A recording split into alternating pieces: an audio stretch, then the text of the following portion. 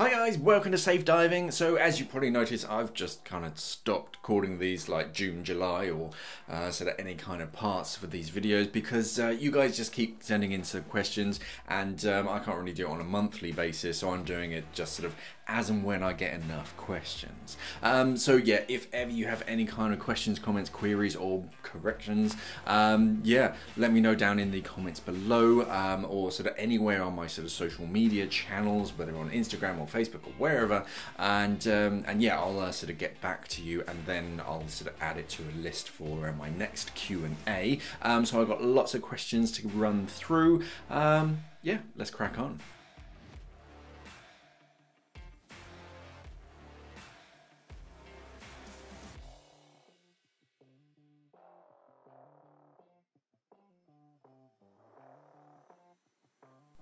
Okay, so my first question comes from Lucas, and this was through Instagram, I believe. And basically, he's looking for a his sort of entry-level regulator, and his local dive centre is basically sort of offering the Scuba Pro Mark II, the Eleone Core or the Core Supreme, and the Eleone Micron. For sure, they have more expensive gear, but I think they're not necessary for me at the moment. So he's basically looking to choose between those sort of 3 or 4 regulators.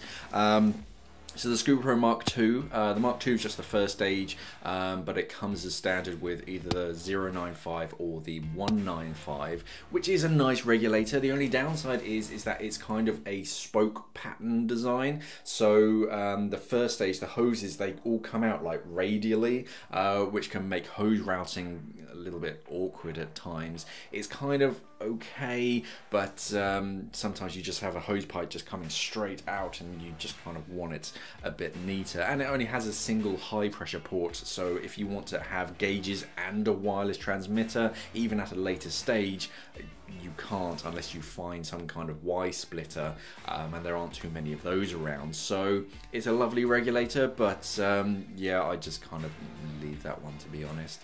The Eleone Core is a lovely regulator, very underrated in my own opinion.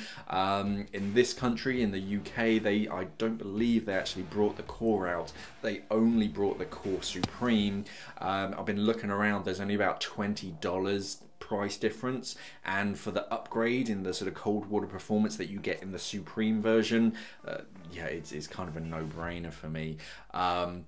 So yeah, I'd recommend the Core Supreme. The Micron is fine, but it's designed to be a traveling regulator, so it's really if you're sort of super focused on sort of keeping everything as lightweight as possible. It's got 2 high pressure ports. It's very nice and neat. The first stage itself is very convenient. It's got lots of nice features on it, but yeah, if you're looking for a generic sort of standard regulator that you can use at home and abroad, and you're going to be using it with any sort of great frequency, then I just stick with the Core Supreme over the Micron. The Micron's great, but yeah, it can be a little bit flighty. It can free flow if you're diving it constantly. The next question comes from Andy Noble, and he says, really like the channel, thank you. I'm a recreational diver and suspect that I'm unlikely to go down the technical route, although never say never. I've been considering the Shinto D5, but watching this and Simply Scuba video of the Core, the Eleone Core I presume, I'm not so sure. Is there much between them other than screen size and general bulk on the wrist? Does that significantly affect the use on the dive? I thought perhaps a watch-size computer would be good for diving holidays to have it more permanently on, but ultimately it's not as good when in the water doing its primary job. Then it's not ideal. Is it mainly personal preference thing? So yeah, you've kind of hit the nail on the head, and yeah, the D5 and the Eleone Core, there's not a great deal in difference other than the obvious size. So they're both rechargeable color screen dive computers, 3-button user interface. I think they have the same RGBM fused algorithm in them. I don't know. If that's wrong, I'll put something there. But yeah, the main difference is, for me as a cold water diver, I'd steer away from the D5 just because with big clunky gloves, the 3 buttons. They're all right next to each other on the same side on a small screen. So trying to push the buttons without just mashing them all could be sort of a little bit awkward. Whereas the core has a bit more sort of real estate, so more space between the buttons. Yeah, right now I dive a Shearwater Perdix, which is a large screen dive computer. I just find that it's a bit nicer to be able to see more information all on one screen without having to like cycle through different screens. But yeah, I do like sort of rechargeable sort of color screens. So either way you're going to win. I'd say if you're diving in sort of warmer waters and there's a very low chance you'll ever be wearing gloves, then either or. If you're ever going to be diving in sort of colder temperatures where you do need thick clunky gloves, then I'd just go for the core. It's just kind of a no-brainer. But other than that, yeah, it's just down to personal preference, whether you want to wear something constantly or if you're happy just having, this is my dive computer.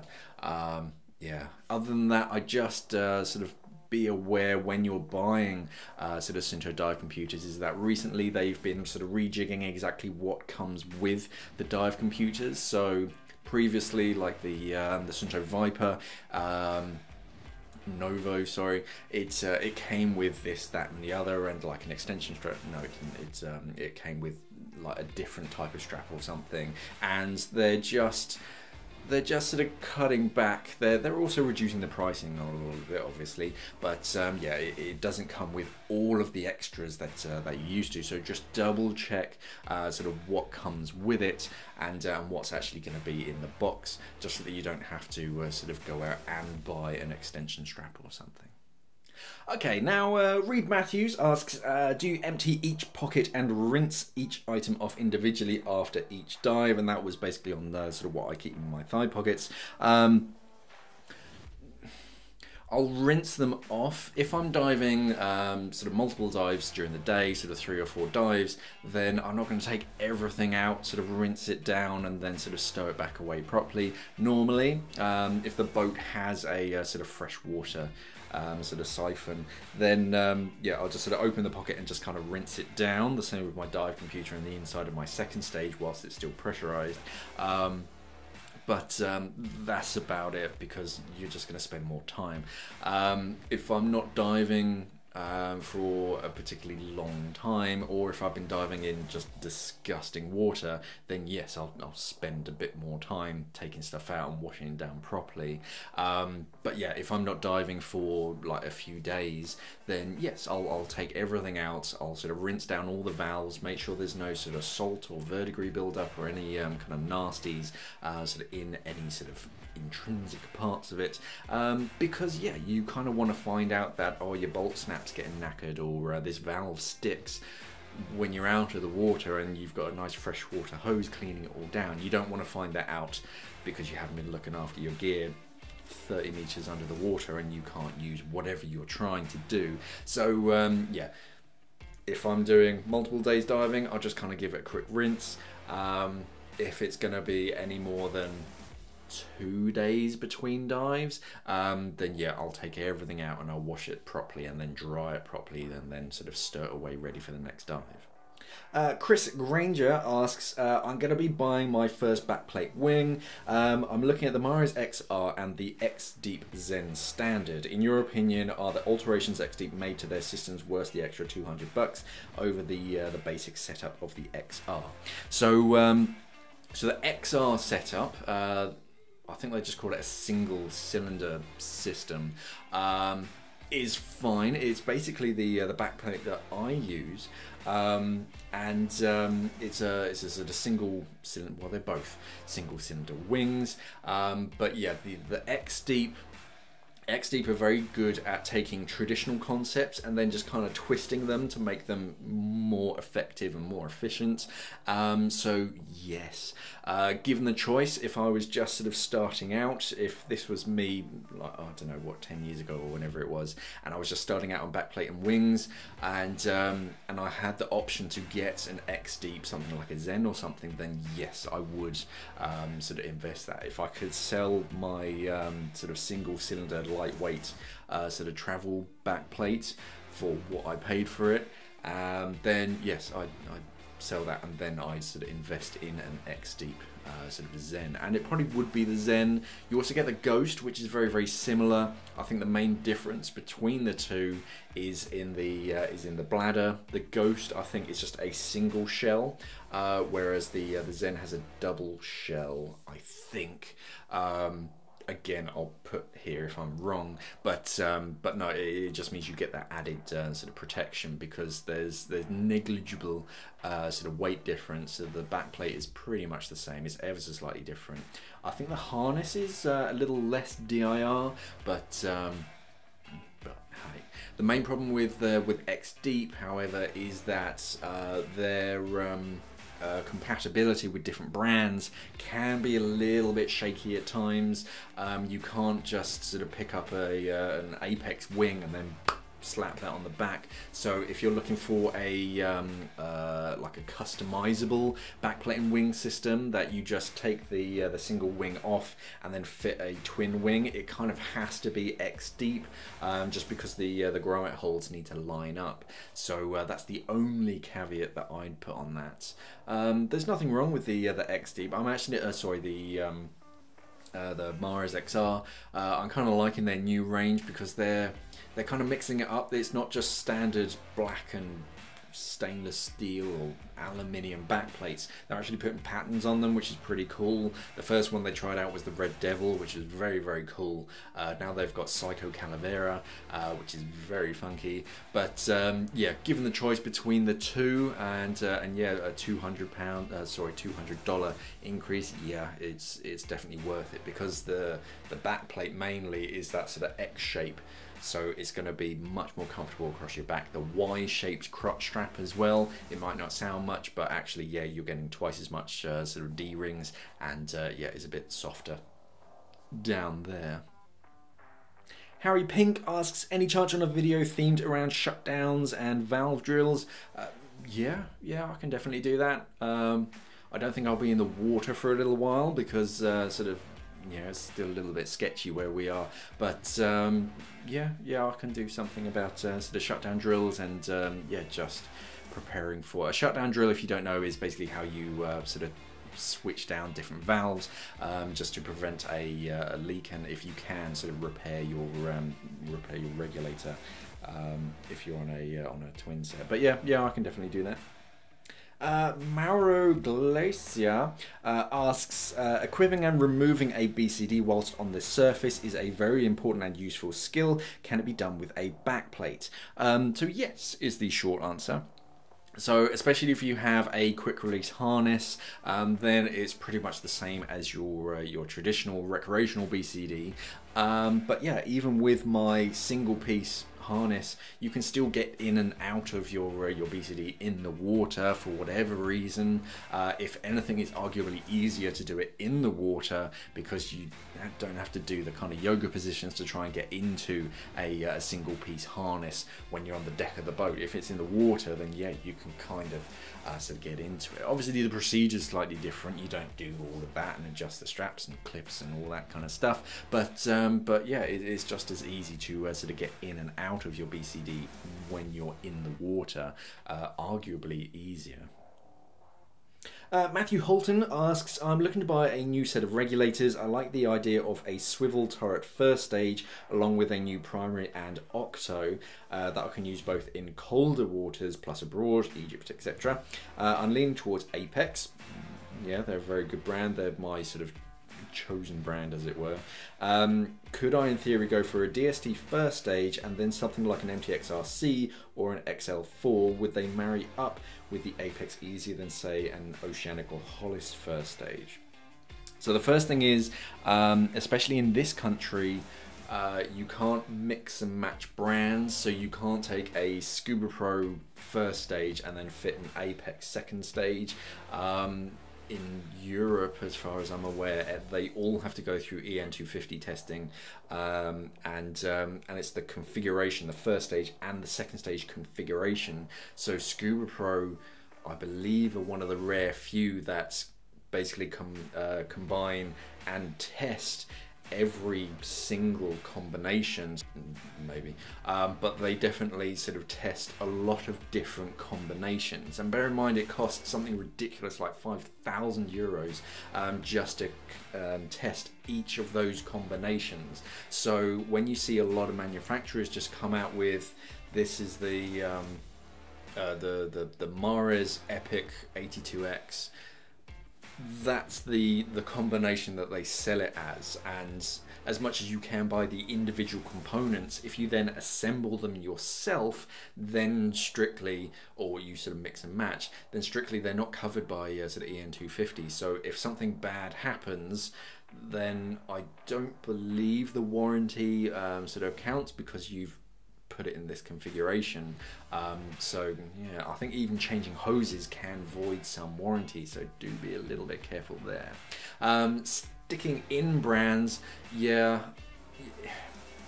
from a mechanical point of view, yeah, it's fine.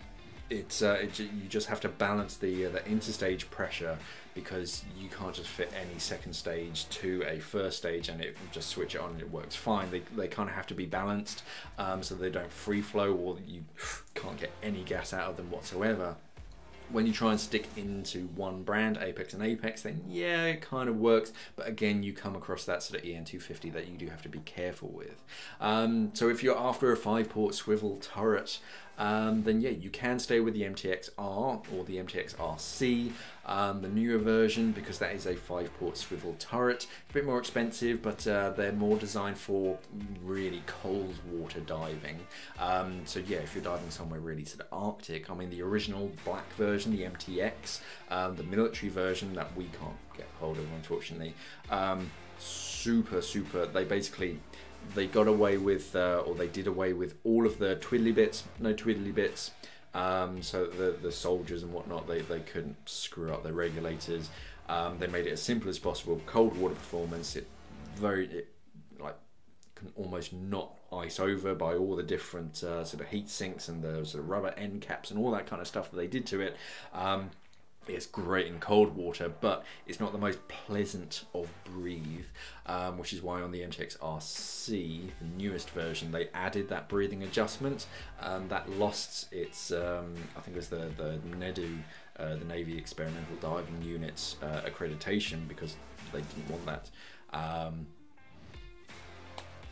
But yeah, I just stick, and we've actually discussed this lower down in the comments. Yeah, personally, I dive the DST with the XTX50, and they come sort of like that. Just make sure that you're buying it the 5-port, because you can get a 4-port DST. If you want the 5th port, you can sort of upgrade to it. The way I bought my DSTs was basically in the side mount configuration, because that had everything that I needed. You just have to, yeah, just fiddle around with some of the hoses so you can turn it into a sort of twin set regulator setup. Dan Lewis asks, hi Mark, I hope you're doing well during these crazy times. Just as well as I can. Do you have any recommendations for those of us with a crumb catching lip warming ferret? So yeah, if you have a moustache or a beard, I have done a video on that, which will be up here, or up here, I can never remember. And but yeah, as far as masks, you can find some masks that fit you better. One of the best things is literally to go to your local dive store and literally do the sniff test. Try and remember, if you can, bring like a mouthpiece or something. You're going to look stupid for about 10 minutes, but you'll get over it really quickly, because if you have a mouthpiece in your mouth whilst you're doing that sniff test, hold the mask to your face and then inhale through your nose. Your top lip is ever so slightly different when you actually have something in your mouth to when you're just holding your breath. So yeah, go to your local dive centre and yeah, literally try them all on. I think it's going to be a bit of a pain during this sort of COVID society that we have right now. We're just going to wipe everything down before and after, but actually that's the best way. Personally, I like the Atomic Aquatics Venom frameless mask. It is an expensive mask, but what that has is the I think they call it a gummy bear seal, where the actual bit that makes contact with your face is very, very soft and squidgy. It has the same Clo rating, which is like a squidgy softness rating, as gummy bears, which is why they call it a gummy bear seal. And touch wood, that seals quite effectively over my top lip. What I also do is I get a bit of sort of beard cream and just sort of put that over my top lip as well, and that just kind of fills in all the little gaps sort of between the moustache hairs. So yeah, it just creates a more effective seal, but it's not never put silicone grease or anything sort of around, because you'll just never get it out. But yeah, you want something that's not going to harm your mask skirt, nothing that's going to irritate sort of your nose, especially the sort of inner membranes, because then you can have problems equalizing. But yeah, something nice and gentle that you would normally put sort of on your sort of facial hair, and that will help seal your mask. Rana asks, I dive with a single 12-litre steel tank, and I'm thinking at the moment about switching to double 12s. Do you think I can still use my mono 32-pound wing with a new setup? I think I should have enough buoyancy from my dry suit and my wing with a single tank. I only use 4 kilos of lead, so I think it's fine. What do you think? So there's a few things with there. So you're going from a single to a twin. The main difference is in the shape of your wing. So you'll see the difference between a single cylinder wing, because it's got a very narrow sort of section down the spine, and that's where your single cylinder sits. And if you then strap a pair of twins over the top of it, it basically means that your single cylinder, the bladder, won't be able to inflate, because your twins are basically holding it closed. There's no room for it to sort of inflate to. The other downside is that usually on a single wing, the inflator is slightly off center. It sits over your left hand shoulder, so that's just going to be shunting up against your valves and just kind of getting in the way, and that's just going to be quite awkward. As far as buoyancy, 32 pounds, let me just do some quick maths. Yeah, so I just wanted to check between pounds and kilos and newtons, because the brands, that they all give those information, but some do it in pounds, some do it in kilos, some do it in newtons, so I just wanted to double check. Yeah, 35 pounds is at the lower sort of end of sort of where I'd sort of want my buoyancy, especially with twin steel 12s. You want sort of plenty of buoyancy. You want so that if your dry suit fails, that you can rely solely on the sort of the buoyancy of your bladder. If you're only using 4 kilos of lead in the water with your current setup, then yeah, you should be fine. But it's kind of one of those things. I'd rather have too much than not enough. So yeah, sort of 35, 40 is kind of your sort of starting point, where that should be enough for twin 12s. But yeah, it'll be better to have a proper twin shape sort of donut wing, just so that when you're in the water you can get better trim and you can get that full 35-40 pounds of lift. Wally Brown asks, what metal bodied second stages would you recommend? Also, what quality first stages with I presume there's a 5 head port, and also swivels which you recommend for twin sets. So second stages, so the Mars Abyss was always my, I mean, that was my first regulator. It was a lovely regulator, metal body, tough as nails. I don't think they make it anymore. You might be able to get the sort of black PVD version, but I don't think they make it anymore. I think now they call, I mean, they all have like the Fusion and the Epic. They're the new ones. I think that's what it's called. I think the Fusion is kind of the current sort of version of it.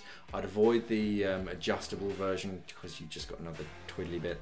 But I think at least one of them has a sort of metal body, and they've got a nice sort of hinge purge button, so they're quite nice. The first stages though are a bit clunky. The new range of sort of Mari's first stages, they're bigger than you expect them to be, especially the 82X. that has like 8 low pressure ports. It's huge. It acts as a giant heatsink. It acts as trim weight at the same time. But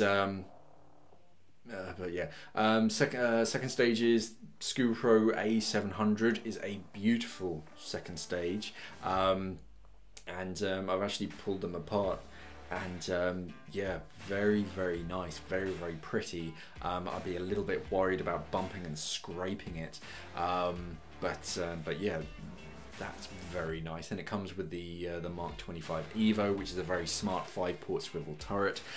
So yeah, that's pretty high on my list. I also like the Poseidon Cyclone. That comes in a metal-bodied version, but it's very expensive for what it is. I just have the plastic version, the standard version, and it does me just fine. But yeah, if money is no object, then yeah, that's definitely one worth looking at.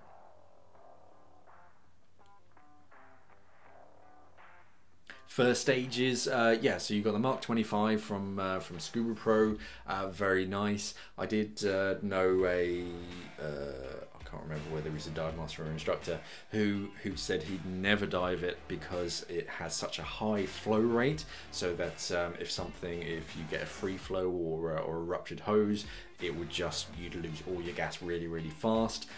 Don't know how much I agree with that, but hey.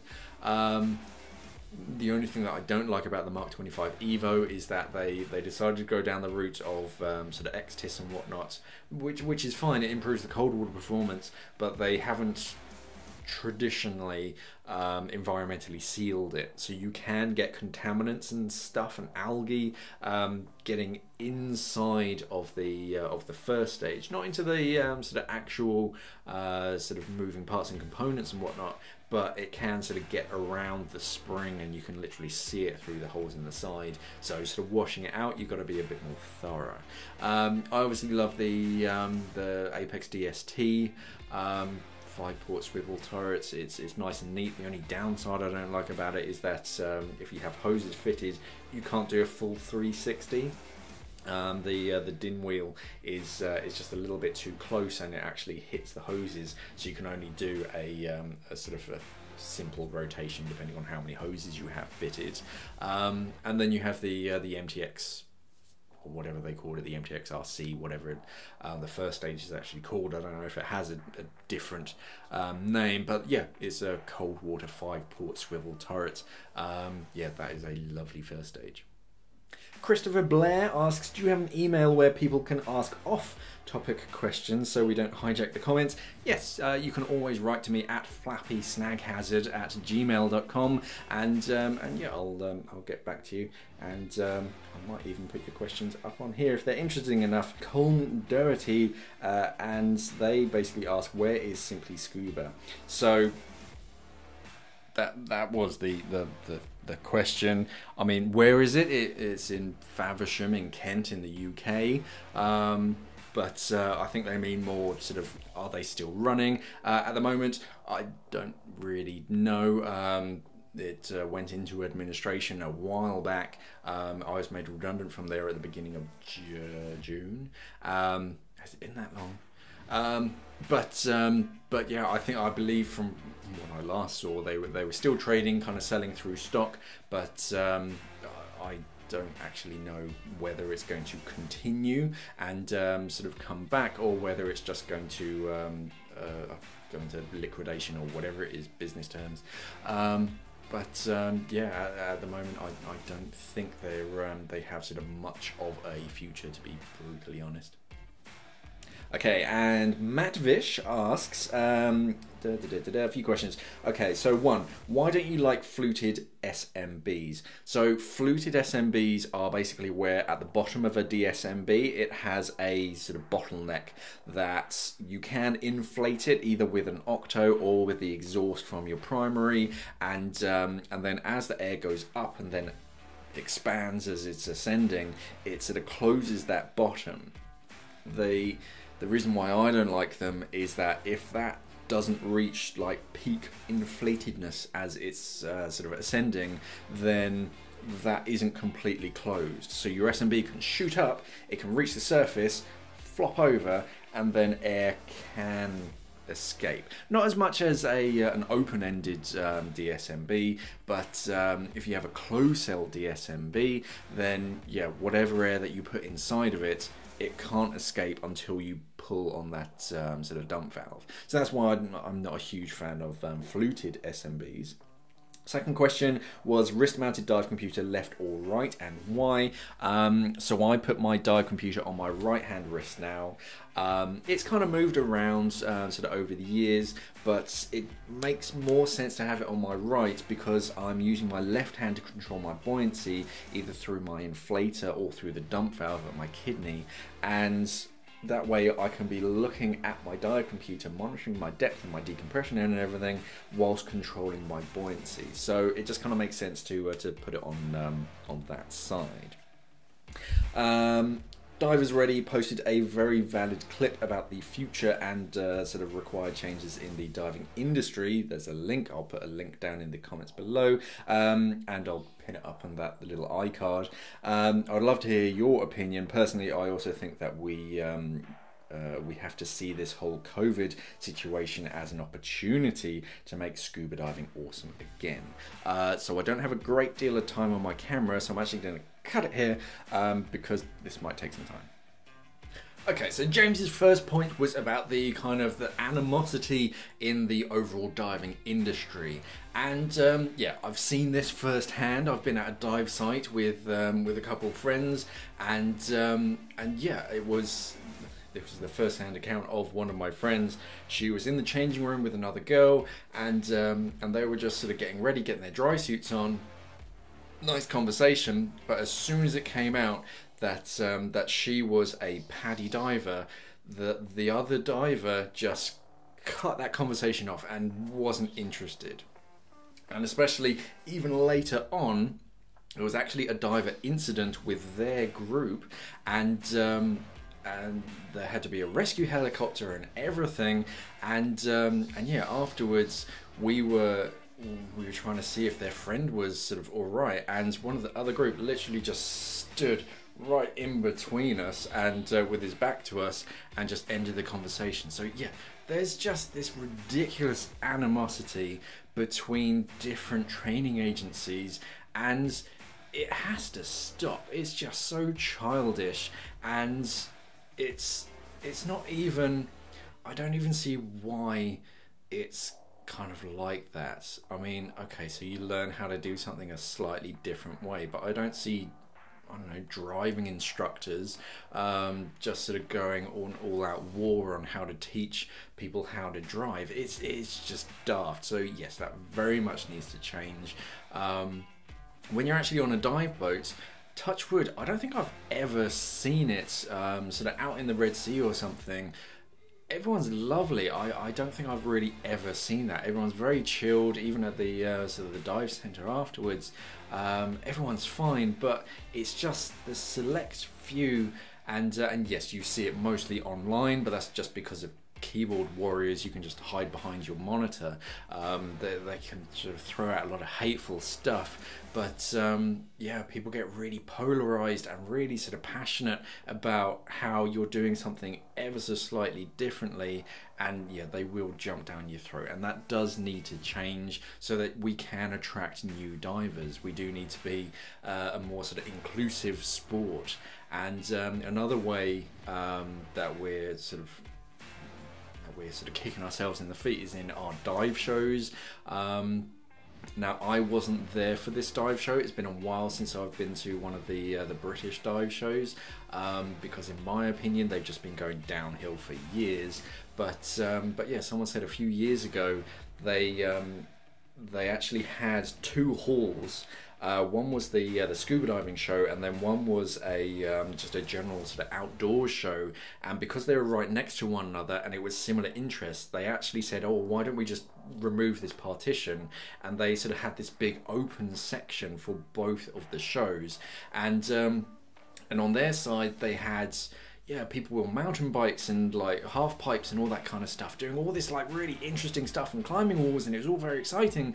And then you went through this this, like, I don't know, portal into the diving show, and it was just a guy eating a Cornish pasty, and it was just a jumble sale.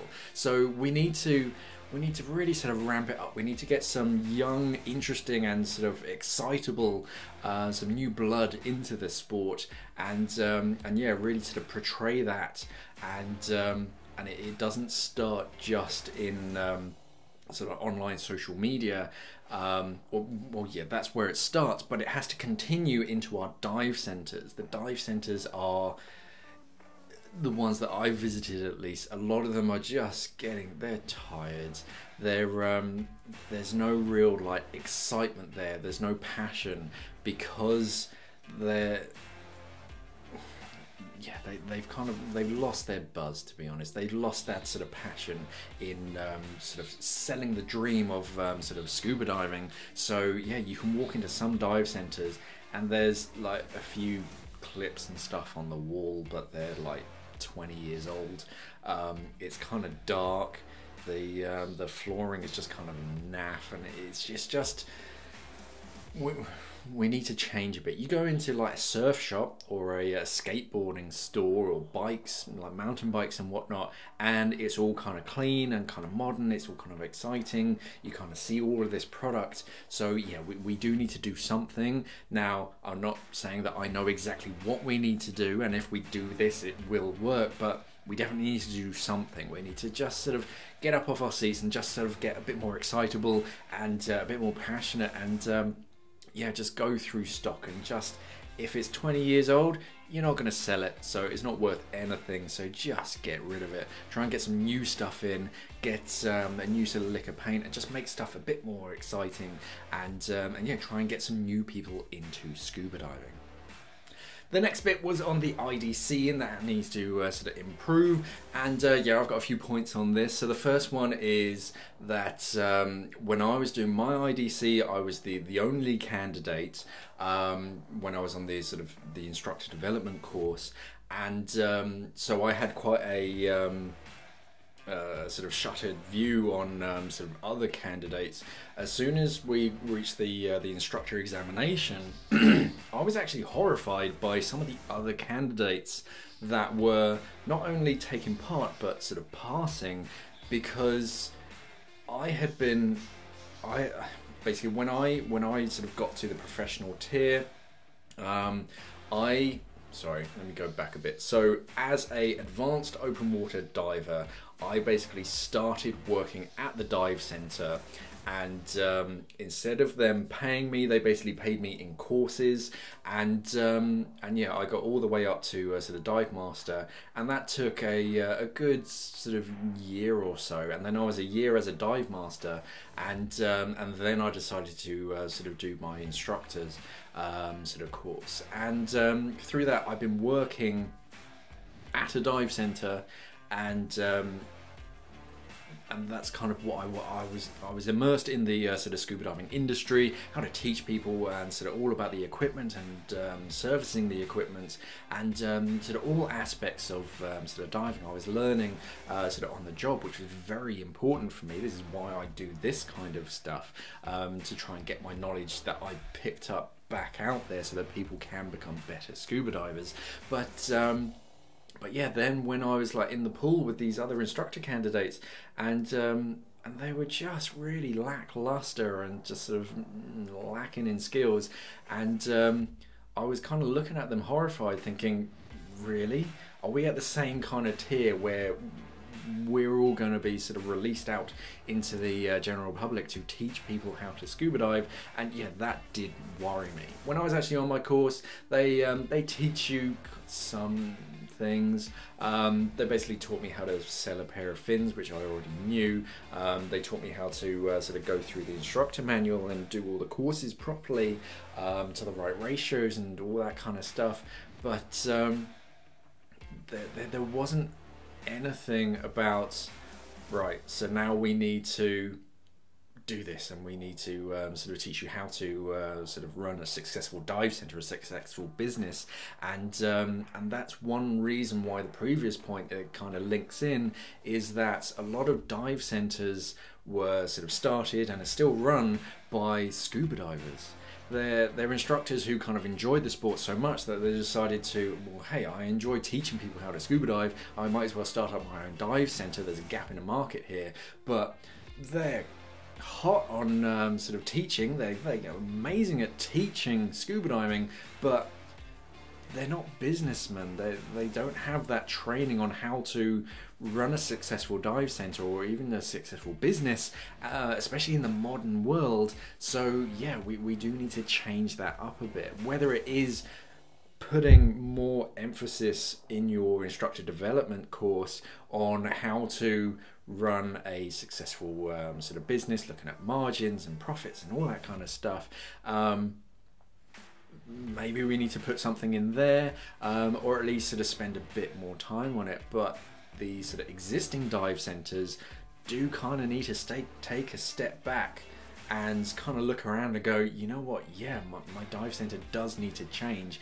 And it's not just them that needs to change. A lot of the times it's the customers, and I've mentioned this before, and it's a real sort of bugbear with me. It's almost like an automatic. I saw it when I was at Simply Scuba, and I didn't spend a great deal of time down in the shop there selling equipment, but I was down there once, and this guy was buying a whole bunch of dive equipment, and then it was like a reflex. He said, "So what discount can you give me?" And it was just, why? First of all, it's already at competitive pricing, which is a pain in the neck. I don't know why we need to be sort of in these price wars. All the different, especially the online dive centers selling all their dive equipment, the only way that they feel that they can compete with one another is just to go a little bit cheaper, and then the next person goes a little bit cheaper than that, and it just goes down and down and down until you're not making any money out of stuff. I've seen stuff sold online for less than trade cost price. So that it's literally cost the dive center money to sell that piece of equipment. And what's the point in that? It makes no sense whatsoever. So we need to make sure that everybody understands how valuable our scuba diving community, the instructors' knowledge and sort of passion, and the dive equipment is worth. I mean, the Oceanic one was the prime example. They had a first stage that they sold, I can't remember the figures, in the recreational market for X price, but they sold the exact same first stage in the commercial diving market for about 4 times the price, because the commercial diving market, they don't quibble on price. They don't go, oh, is that the best price, and try to sort of whittle it down. And that's kind of what's happening. And scuba diving centers are just throwing away margin, and that's how they pay their staff, and that's how they get better, because they're just trying to be the cheapest online. They're trying to be cheap because customers are just walking in and they're almost demanding, well, no, I want a cheaper price because this dive center in Spain can sell it to me cheaper. But they don't realize that, one, it's a grey import, so you're not getting the warranty, and two, you're not going to get the same kind of, they're not going to show you how to set it up. They're not going to do anything for you. If you have to return it, then yeah, you have to pay return postage to Spain. So yeah, we all need to change a little bit to sort of really up the value of our own sport. Okay, so there were all of your questions. Yeah, if you have any more questions, by all means, pop them down in the comments below. And sort of myself, a few of my commenters, the entire community is starting to sort of get a bit more communal and sort of helping people out with their diving and sort of suggestions. So yeah, if you have any sort of questions, comments, queries, any kind of worries, yeah, pop them down in the comments below, and yeah, we'll get back to you to make sure you're as informed as possible. As always, don't forget to like, share and subscribe so that more people can see it. My audience is growing nicely. It's nice to see my numbers kind of increasing, and that's all thanks to you lovely people, because you're telling your friends that, oh hey, you know Mark from Simply Scuba, yeah, he's still going, but he's on his own channel. It's called Safe Diving, and yeah, you guys are really my best ambassadors for doing that, so keep on doing that if you can. again. As always, thank you for watching, and of course, safe diving.